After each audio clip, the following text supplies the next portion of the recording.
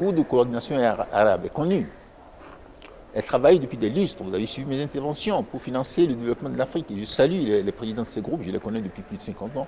Ce sont des camarades, des collaborateurs, des partenaires.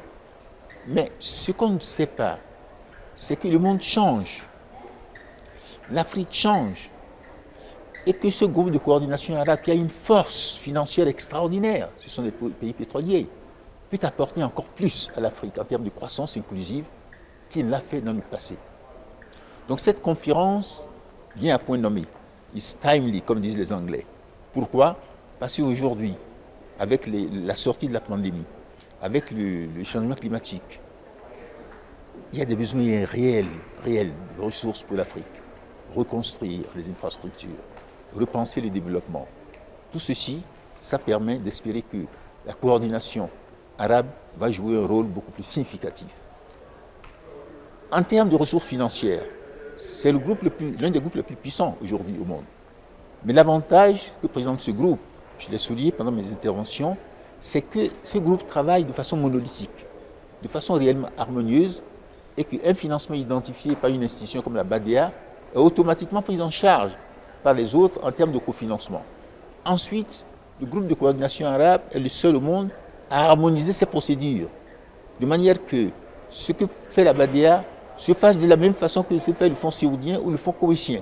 C'est dire du coup que ce partenariat, c'est un partenariat de référence pour l'Afrique, mais il faut qu'on en prenne tout simplement conscience. La solidarité est déjà là, je l'ai souligné tout à l'heure. C'est une chance extraordinaire qu'on retrouve nulle part ailleurs.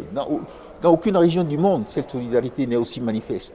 Il y a des choses qui nous unissent sur le plan culturel, parfois sur le plan même spirituel et religieux. Ce sont autant de choses qui tissent une fibre d'affection entre les responsables des deux régions. À partir de là, il faut qu'on apprenne à capitaliser cet avantage que je qualifie de comparatif. Pourquoi? Il y a le concept de preferred lender en anglais, preferred lender, c'est-à-dire prêteur préférentiel. Eh bien, puisqu'il y a une fibre d'affection qui nous lie, lorsque j'ai un investissement à réaliser, je commence à regarder du côté du groupe de coordination arabe. Et donc, si cette prise de conscience se manifeste davantage dans les mindsets des deux parties, certainement que le groupe de coordination arabe apportera beaucoup pour la résurrection de l'Afrique. Je vous rappelle que la BADEA a été créée comme le lien entre le monde arabe et le monde africain. C'est un élément, une structure de solidarité qui porte réellement ces liens historiques qui unissent les deux régions. Et comme tel, la BADEA a joué un rôle central depuis 50 ans dans le financement et le développement de l'Afrique. Elle a mis le financement des infrastructures, comme les fonds arabes d'ailleurs d'une façon générale, au cœur même de sa solidarité avec l'Afrique, au cœur même de sa stratégie de financement. Vous savez, vous ne pouvez pas parler de financement, de développement, de croissance inclusive, si vous ne résolvez pas auparavant, comme prérequis, le financement des infrastructures. Donc la BADEA a pris fait et cause pour les infrastructures dès sa création, et ceci en synergie avec les fonds arabes, qu'il s'agisse du fonds koweïtien, du fonds saoudien, du fonds de l'OPEP et autres. Alors, cela a permis de réaliser vraiment des scores en matière de croissance extraordinaires dans les pays d'Afrique et particulièrement en Afrique subsaharienne. Pourquoi? Parce que historiquement, vous savez, la mission de la BADEA, c'est de soutenir le développement de l'Afrique subsaharienne. Mais aujourd'hui, avec le développement du monde et puis les paradigmes qui changent, c'est le développement de l'Afrique en général que prend en compte la BADEA. Et un seul être vous manque et tout est peuplé. Et tout est dépeuplé. C'est Chateaubriand qui l'a dit. Un seul être vous manque et tout est dépeuplé.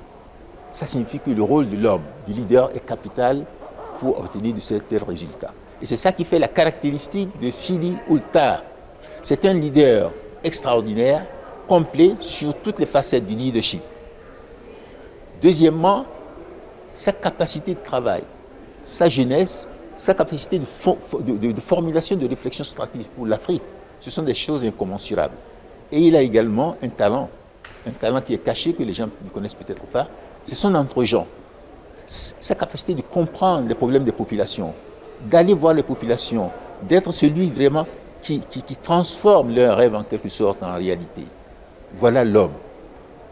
Et je tiens personnellement à le remercier d'avoir initié cette conférence qui propulse davantage la Badia au devant de la scène.